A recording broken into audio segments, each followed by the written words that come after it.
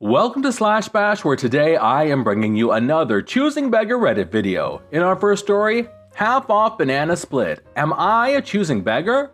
Let's jump right in.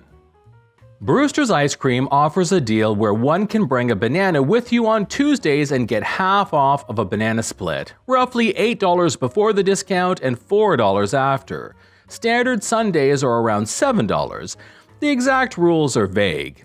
I am one of those people who finds bananas disgusting, especially when paired with certain flavors, especially certain ice cream flavors. Despite this, the discount is rather appealing, and I have, when going with other people in the past, participated in the promotion, having brought a real physical banana with me and asked them to leave it off of my bowl and put it on someone else's with me who enjoys it more. The end result is that I get my tasty bowl of ice cream without any of that nasty banana on it.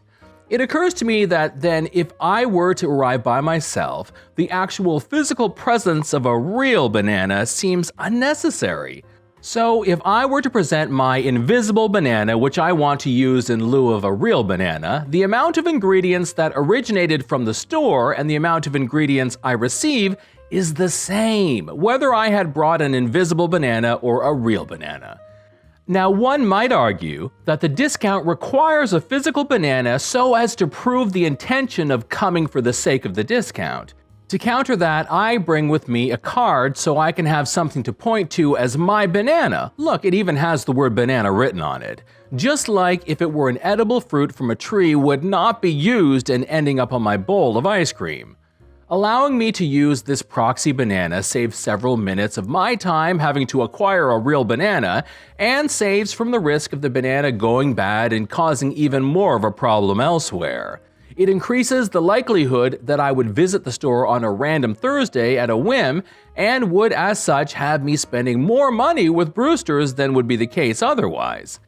There is no additional loss incurred by the store, except perhaps opportunity cost associated with people not as frequently being bullied into buying a higher-priced item than they intended at the store.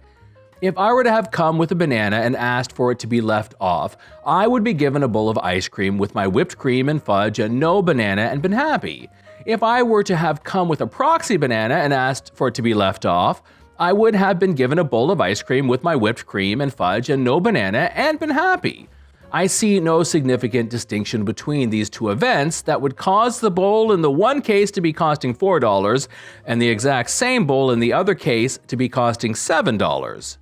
Most times over the past several years, I have had zero issue in doing this. If the question came up, which happened only rarely, I would explain my logic and they would agree or at least concede the point.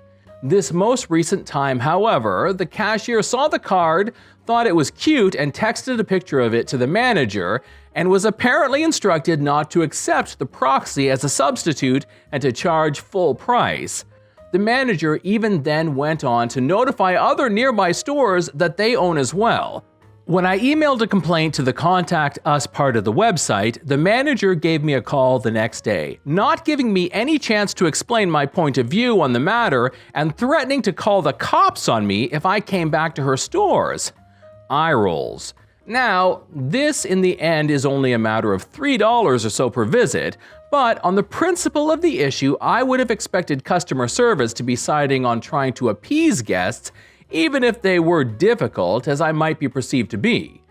Even at a discount, they still stand to profit off of the sale, and losing a loyal customer to something like this, and potentially any close family or friends too, I can't imagine being an intelligent business decision. So, am I a choosing beggar? Story number 2. Karen reels me in with a good salary only to say later it was a typo. Karen, the villain of this tale, it's not her real name, obviously. I, fresh out of high school, was getting tired of working 1 part-time and 2 casual jobs, so I took the advice from a family member to interview to be a caretaker for her friend's kids. The interview went well, if not slightly creepy. Karen kept saying how pretty both her and her husband thought I was, and how if this arrangement goes well, we could look into you moving in with us. It may have been innocent, but did not seem like it.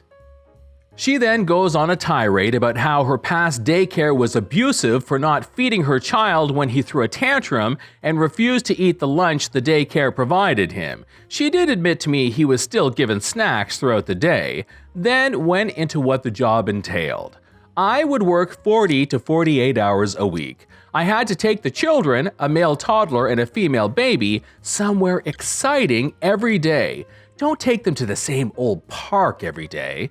She did mention that every trip the kids would get a treat, and if I paid for it, the gesture would be more genuine.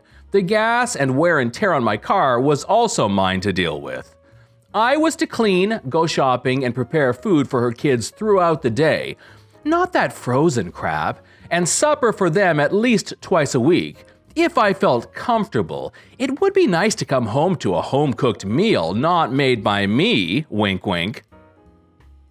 She also said the shopping bill would be added to my pay. I wasn't comfortable with that answer since I had very little money at the time, so I left it as something for us to talk about later. Side note, the toddler was allowed to drink pop and eat candy and chocolate, but I couldn't feed this kid some dino nuggets? After the interview, I went home only to realize in all that chaos, I never asked about how much I was to be paid. Well, I did near the beginning, but she said we would negotiate later. Also, please keep in mind these people were very well off, from richer families, good jobs, etc. So I messaged her. She replied, "How does 11 per sound?" I was excited. Though the job seemed like a lot of hard work and paid a little less than my other jobs, I got way more hours, so I accepted. Later, when we were talking about what day I would start, 2 weeks from then, and then she said, starting off we agreed on $1,100 per month. If after a month you are doing a good job, we can change it to $1,200. Wait, what? Maybe $11 is too much for a full-time sitter in the early 2010s? I don't know. I messaged her immediately. What? You messaged that I would be making $11 per hour. She never said hour, but $11 for anything other than an hour didn't make sense. That's ridiculous. That's more than I pay at daycare. I never said that. I then sent her a screenshot with the message mentioning making 11 per. Oops, I must have got the punctuation wrong. I meant $1,100 per. Why didn't you clarify it was per month? You didn't ask. She then tried negotiating the price. Well, we could probably pay $1,200 right now, but that would mean no raise for quite some time. After this, I told her I wasn't going to do it, because I would legit be making like $5 an hour. She then left me 4 voicemails saying I was being very selfish, unprofessional, and I should have brought this up sooner. I then ghosted. This was probably a butthole move. The family member did call me after the Karen blew up on me. She asked what was happening and I told her, then she said that she was going to keep out of it. Though later she apologized to me and they eventually stopped being friends when Karen kept bugging her about being a single mom.